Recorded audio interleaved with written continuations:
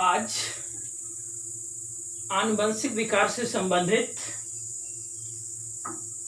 एक बीमारी के बारे में अध्ययन करेंगे जिसे सिंड्रोम कहते हैं। सिंड्रोम क्या है? What is syndrome? मनुष्य में कुल 46 क्रोमोसोम होते हैं, 46 गुणसूत्र होते हैं। इस 46 को अगर जोड़ी में देखें तो 23 जोड़ी गुणसूत्र होते हैं। यही क्रोमोसोम जो 46 होते हैं, इसमें से 22 जोड़ी समजात गुणसूत्र ऑटोसोम होते हैं, जबकि एक जोड़ी क्रोमोसोम ये हेटेरोसोम या सेक्स क्रोमोसोम या लिंग गुणसूत्र होता है। जब इस ऑटोसोम या हेटेरोसोम या क्रोमोसोम में जो 46 संख्या होती है टोटल, इसमें परिवर्तन हो जाता है, या 46 के बजाय 44 हो जाए, या 46 के बजाय 45 हो जाए, या 46 से बढ़ के 47 हो जाए, 48 हो जाए, उस स्थिति को सिंड्रोम कहते हैं। गुणसूत्रों की संख्या में परिवर्तन होना सिंड्रोम बीमारी को जन्म देती है। ये सिंड्रोम कई प्रकार के होते हैं: down syndrome, Turner syndrome, Klinefelter syndrome, Patau syndrome, Edward syndrome and क्राइट syndrome. और भी कई सिंड्रोम हैं, लेकिन हमने उन्हीं सिंड्रोमों को इसमें रखा है जो काफी इंपॉर्टेंट हैं और पेपर में बहुत बार पूछे गए हैं या पूछे जाते हैं। सर्वप्रथम देखेंगे डाउन सिंड्रोम। डाउन सिंड्रोम की खोज 1866 में लंदन डाउन नामक वैज्ञानिक ने किया था। इन्हीं के नाम पर इसका नाम रखा गया, इस सिंड्रोम का, डाउन सिंड्रोम। यह सिंड्रोम, ये जो 23 जोड़ी क्रोमोसोम होते हैं, उन 23 जोड़ी में से 22 जोड़ी जो ऑटोसोम है, उसी के 21वीं जोड़ी, यहाँ 22 जोड़ी ऑटोसोम है ना, इसी के जस्ट पहले 21वीं जोड़ी में परिवर्तन होता है, गुणसूत्रों में परिवर्तन होता है। अब इस 21 जोड़ी में हमेशा गुणसूत्र होते हैं, और जोड़े का मतलब डबल, अर्थात 2 गुणसूत्र होते हैं। तो इस 21वीं जोड़ी के गुणसूत्र में 2 के बजाय 3 क्रोमोसोम हो जाते हैं, जिससे गुणसूत्रों की संख्या बढ़ जाती है। अब यहाँ पे देखेंगे, जब 21 जोड़ी, यहाँ 22 जोड़ी समजात गुणसूत्र हुए, यानी 22 दूना 44। तो इस प्रकार हम देखेंगे 44 और प्लस 1 बढ़ा, अर्थात 45, और 2 जोड़ी, एक जोड़ी यहाँ सेक्स क्रोमोसोम है, अर्थात 2 गुणसूत्र। तो 45 और 2 कितने हो गए? 47 क्रोमोसोम। इसलिए गुणसूत्र समूह डाउन सिंड्रोम के लिए 2n+1, अर्थात टोटल 23 जोड़ी गुणसूत्र होते हैं। तो 23 का 46, लेकिन 21वीं में जब एक बढ़ गया तो प्लस वही 1 हो जाता है, और कितने हो जाते हैं? 47, अर्थात गुणसूत्रों की संख्या बढ़ के 47 हो जाती है डाउन सिंड्रोम वाले व्यक्तियों में। अब ऐसे समूह को डाउन सिंड्रोम में जिसमें गुणसूत्र बढ़ के 47 हो जाता है, ऐसे समूह को एकाधिसूत्री या ट्राइसोमिक कहते हैं, तथा ऐसी कंडीशन को जिसमें ये ऐसा होता है उसको ट्राइसोमिक कहते हैं। तो ट्राइसोमी या ट्राइसोमिक किसके लिए यूज होता है? डाउन सिंड्रोम वाले व्यक्तियों के लिए यूज होता है। और ये किस जोड़ी गुणसूत्र में परिवर्तन के कारण डाउन सिंड्रोम होता है? तो बोलेंगे 21वीं जोड़ी के गुणसूत्र में परिवर्तन हो जाने के कारण, एक बढ़ जाने के कारण डाउन सिंड्रोम रोग होता है। लगभग 700 शिशुओं के जन्म लेने पर एक शिशु उसमें डाउन सिंड्रोम वाला उत्पन्न होता है, ऐसा वैज्ञानिकों ने माना है। 700 में लगभग एक शिशु डाउन सिंड्रोम होने की संभावना होती है। डाउन सिंड्रोम वाले शिशु 16 से 17 वर्ष की आयु के बाद, या उसके दौरान, 16 से 17 वर्ष के बीच के दौरान उनकी मृत्यु हो जाती है। जबकि इसमें से केवल 8% ऐसे शिशु होते हैं जो 40 वर्ष तक जीवित रह सकते हैं, उसके बाद इनकी मृत्यु हो जाती है। डाउन सिंड्रोम वाले व्यक्तियों के लक्षण बताए गए कि इस सिंड्रोम वाले व्यक्तियों के सिर गोल होते हैं, मुख जो होता है खुला होता है, गर्दन मोटी होती है, त्वचा खुरदुरी होती है, अंगुलियां ठूंठदार होती हैं यानी कटी पटी होती हैं, और आंखें तिरछी होती हैं, वह पलकें थोड़ा तिरछी होती हैं, टेढ़ी होती हैं, अर्थात मंगोलों की भांति बलित होती हैं। इसलिए डाउन सिंड्रोम को मंगोली जड़ता सिंड्रोम भी कहते हैं, मंगोलायड आइडियोसी सिंड्रोम भी कहते हैं। एक सवाल ये कई बार कंपटीशन में किया गया, मंगोली जड़ता किस सिंड्रोम को कहते हैं? तो डाउन सिंड्रोम को मंगोली जड़ता सिंड्रोम भी कहते हैं। तो इससे जुड़े हुए कई सवाल हुए। किस जोड़ी में परिवर्तन? 21वीं जोड़ी में परिवर्तन डाउन सिंड्रोम में। मंगोली जड़ता किस सिंड्रोम को कहेंगे? डाउन सिंड्रोम को मंगोली जड़ता कहेंगे। और इसकी कंडीशंस को क्या कहते हैं? ट्राइसोमिक कहते हैं, या एकादश सूत्री कहते हैं, या ट्राइसोमिक कहते हैं। नेक्स्ट है, इसमें थोड़ा सा और देखेंगे। डाउन सिंड्रोम मेल और फीमेल दोनों में होता है, लेकिन डाउन सिंड्रोम में जो पुरुष होते हैं वो नॉन फर्टाइल होते हैं, अर्थात नपुंसक होते हैं, जनन करने के योग्य नहीं होते। ये भी सवाल कई बार किया गया है। नेक्स्ट देखेंगे टर्नर सिंड्रोम। टर्नर सिंड्रोम बीमारी ये लगभग स्त्रियों में होती है, फीमेल्स में होती है। ये ऐसी फीमेल्स होती हैं, टर्नर सिंड्रोम वाली ऐसी फीमेल्स होती हैं जिनमें ये सेक्स क्रोमोसोम जो लिंग गुणसूत्र होते हैं, एक जोड़ी का मतलब 2, तो इस लिंग गुणसूत्र में परिवर्तन हो जाता है, अर्थात एक गुणसूत्र घट जाता है। शेष क्या बचता है? फीमेल का क्रोमोसोम X होता है, तो यहाँ पे एक क्रोमोसोम की कमी होने के कारण मात्र केवल एक क्रोमोसोम X बचता है। तो ऐसी स्त्रियां होती हैं जिसमें एक लिंग गुणसूत्र कम हो जाता है, अर्थात एक क्रोमोसोम की कमी हो जाती है। और इसके लिए जो कहा गया गुणसूत्र समूह के लिए एकल सूत्री, इंग्लिश में बोले तो कहते हैं इसको मोनोसोमिक। अब दोनों में डिफरेंस क्या है? यहाँ बोले डाउन सिंड्रोम में एकाधिक सूत्री, यहाँ पे क्या कह रहे हैं? एकल सूत्री। इसके लिए यूज किया गया ट्राइसोमिक, लेकिन यहाँ पे क्या कर रहे हैं? मोनोसोमिक। कि कई बार पेपर्स में बार बार पूछे गए मोनोसोमिक ट्राइसोमिक, नो कंफ्यूजन, केवल दोनों में डिफरेंस करके पढ़िए, कभी नहीं भूलेगा। यहाँ कहाँ परिवर्तन हो रहा है, इसमें कहाँ परिवर्तन? यहाँ लिंग, यहाँ पे 21वीं जोड़ी में परिवर्तन हुआ, यहाँ कहाँ हो रहा है? सेक्स क्रोमोसोम लिंग गुणसूत्र में परिवर्तन होने के कारण डाउन सिंड्रोम की बीमारी हो रही है। इसके लिए फार्मूला दिया गया 2n-1, गुणसूत्र समूह के लिए फार्मूला 2n-1, अर्थात 44 + 1, अर्थात गुणसूत्रों की संख्या कितनी हो गई? 45। कारण लिंग गुणसूत्र में एक गुणसूत्र की कमी हुई, टोटल गुणसूत्र कितने? 46, एक लिंग गुणसूत्र घट गया तो कितना बचा? 45, 45 क्रोमोसोम। आगे इसमें बताया गया कि लगभग 500 फीमेल में, यानी जन्म लेने वाले शिशुओं में एक फीमेल ऐसी होगी जो टर्नर सिंड्रोम वाली होती है। ऐसे सिंड्रोम वाली फीमेल्स का जो शारीरिक विकास होता है बाह्य सिम्टम्स के रूप में, वो पूर्ण रूप से विकसित नहीं होता। इनमें अंडाशय यानी ओवरी एब्सेंट होता है या अल्प विकसित होता है, पूर्ण रूप से विकसित नहीं होता। टर्नर सिंड्रोम वाली जितनी भी फीमेल होती हैं उसमें मेंस्ट्रुअल साइकिल भी नहीं होती, और ये फीमेल नॉन फर्टाइल होती हैं, जनन के योग्य नहीं होती।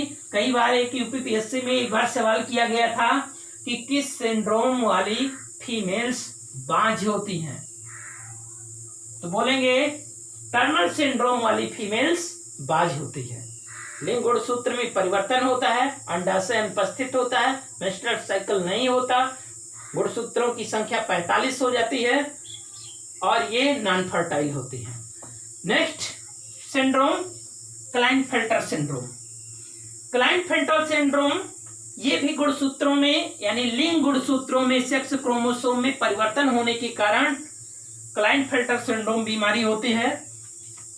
यहाँ पर जो सेक्स क्रोमोसोम लिंग गुणसूत्र होते हैं, मेल में 2 होते हैं, X और Y यही हैं, और फीमेल में भी X और X होते हैं, लेकिन जो लिंग गुणसूत्र होते हैं 2 के बजाय बढ़ जाते हैं, एक और हो जाता है, 3 हो जाते हैं, फीमेल में भी 3 हो जाते हैं। इस प्रकार लिंग गुणसूत्रों में 2 की बजाय 3 गुणसूत्र हो जाने पर जो बीमारी होती है उसको कहते हैं क्लाइनफेल्टर सिंड्रोम कहते हैं। इसके लिए गुणसूत्र समूह के लिए फार्मूला दिया गया 2n+1, अर्थात लिंग गुणसूत्र में जब एक वृद्धि हो रही तो कितना हो जाएगा, 47 क्रोमोसोम, अर्थात 46 के बजाय 47 गुणसूत्र हो जाएंगे। और ऐसी कंडीशन को बोलते हैं ट्राइसोमिक। ये शब्द यहाँ भी आ चुका है डाउन सिंड्रोम में। डाउन सिंड्रोम में भी क्या होता था, 47 क्रोमोसोम हो जाते हैं, यहाँ भी 47 हो रहा है, इसलिए दोनों के लिए जो यूज होता है ट्राइसोमिक, ट्राइसोमिक। लेकिन मोनोसोमिक किसके लिए, टर्नर सिंड्रोम के लिए मोनोसोमिक, और डाउन सिंड्रोम और क्लाइनफेल्टर सिंड्रोम के लिए ट्राइसोमिक शब्द का यूज होता है। फर्क इतना है कि यहाँ पे 21वीं जोड़ी के गुणसूत्र में 1 क्रोमोसोम बढ़ता है, जबकि यहाँ लिंग गुणसूत्र यानी सेक्स क्रोमोसोम में 1 क्रोमोसोम की अधिकता होती है। ये जितने भी फीमेल होंगी वो तो जनन के योग होती हैं, लेकिन जितने मेल होते हैं इनमें स्पर्म नहीं बनता, अर्थात शुक्राणुओं का फॉर्मेशन नहीं होता। इस कारण इस क्लाइनफेल्टर सिंड्रोम के जितने मेल होते हैं, पुरुष होते हैं, वो नपुंसक होते हैं, अर्थात जनन के योग नहीं होते। और लगभग बताया गया है कि 500 मेल में यानी नर में लगभग 1 पुरुष ऐसा जन्म लेता है जो क्लाइनफेल्टर सिंड्रोम से ग्रसित होता है। इस सिंड्रोम के लिए 2 शब्द और यूज होते हैं, एक सुपर मेल, दूसरा सुपर फीमेल। हिंदी में बोले तो अति नर और आदि माताएं या आदि माता। अति नर में कहा गया, जैसे यहाँ पे कहा गया, क्रोमोसोम मेल के लिए XX और Y हो जाते हैं, 1 क्रोमोसोम बढ़ जाता है। तो यहाँ पे फिर क्या होता है, और 1 क्रोमोसोम बढ़ जाते हैं, 4 हो जाते हैं, 4 के बजाय 5 हो जाते हैं, या और 1 क्रोमोसोम बढ़ जाता है, 5, 6, 7, 8 हो जाते हैं। इसीलिए इनको कहा गया सुपर मेल, आदि यानी अति नर बोलेंगे। और ऐसे नर जो होते हैं या पुरुष होते हैं वो जनन के योग नहीं होते, अर्थात नॉन फर्टाइल होते हैं। लेकिन ये जो सुपर मेल होती हैं, सुपर फीमेल, इसमें बताया गया आदि माताओं में क्रोमोसोम की संख्या बढ़ जाती है। इसमें 2 की बजाय 3, 3 के बजाय 4, 4 के बजाय 5, 6, 7, 8 इसमें भी हो सकते हैं। ऐसे लिख देते हैं XX, XX, XX, और आगे ऐसे बढ़ाते जाएंगे एक एक करके, क्योंकि ये फीमेल के क्रोमोसोम X होते हैं। तो इन्हीं को कहते हैं अति नर और आदि माताएं, super male and super female. Next है पटाउ सिंड्रोम। इस सिंड्रोम वाले व्यक्तियों के गुणसूत्रों के 15वीं जोड़ी में परिवर्तन होता है, अर्थात जो 15वीं जोड़ी का क्रोमोसोम होता है उसमें 1 क्रोमोसोम बढ़ जाता है। और जब बढ़ जाएगा तो ऐसी स्थिति के लिए, जैसे यहाँ पे यूज हमने किया था ट्राइसोमिक, ठीक यहाँ भी इसके लिए यूज करेंगे ट्राइसोमिक। इस कंडीशन में बताया गया ये उन फीमेल्स में होती हैं जो 35 वर्ष के बाद, यानी संभावना बनती है 35 वर्ष के बाद प्रेगनेंसी धारण करती हैं। उस कंडीशन में इनमें होने वाले शिशुओं में क्रोमोसोम की संख्या यहाँ 15वीं जोड़ी में 2 के बजाय 3 हो जाती है। और ऐसे में जो विकार होता है उसको कहते हैं पटाउ सिंड्रोम। नेक्स्ट देखेंगे एडवर्ड सिंड्रोम।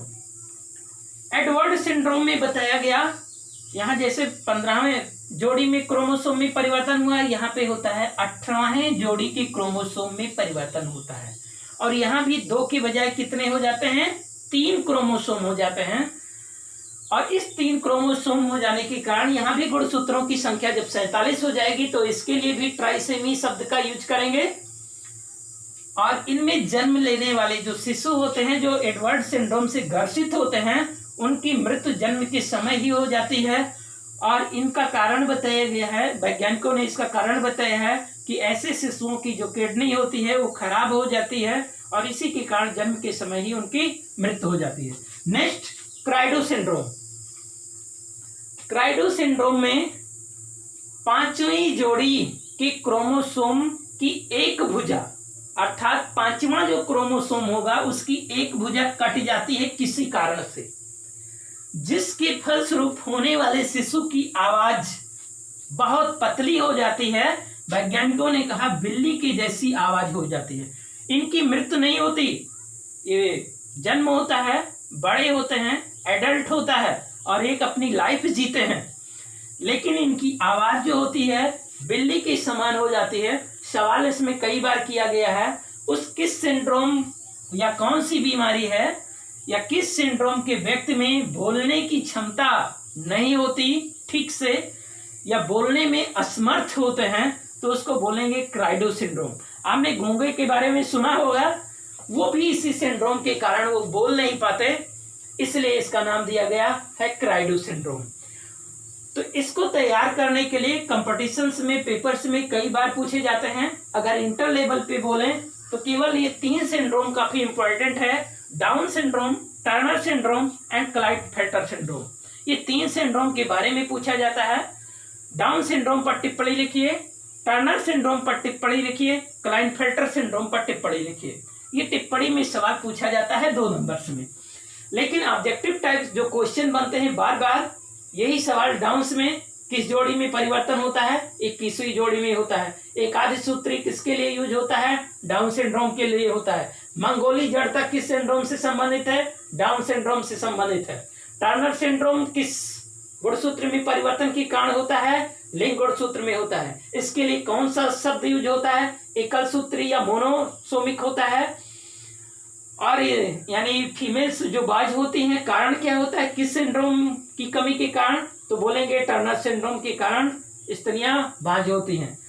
क्लाइटफेल्टर में बोलेंगे लिंग गुणसूत्रों में परिवर्तन होने के कारण होता है। गुणसूत्रों की संख्या कितनी हो जाती है, सब में देखेंगे, यहाँ भी 47, यहाँ भी 47, इसमें एक घट जाता है 45, बाकी में सब में 47। सुपर फीमेल क्या होते हैं, और यहाँ ठीक से बोलने में असमर्थ, कौन सा सिंड्रोम, क्राइडो सिंड्रोम। इस प्रकार ऐसे बहुत से सवाल बनते हैं ऑब्जेक्टिव टाइप क्वेश्चन में।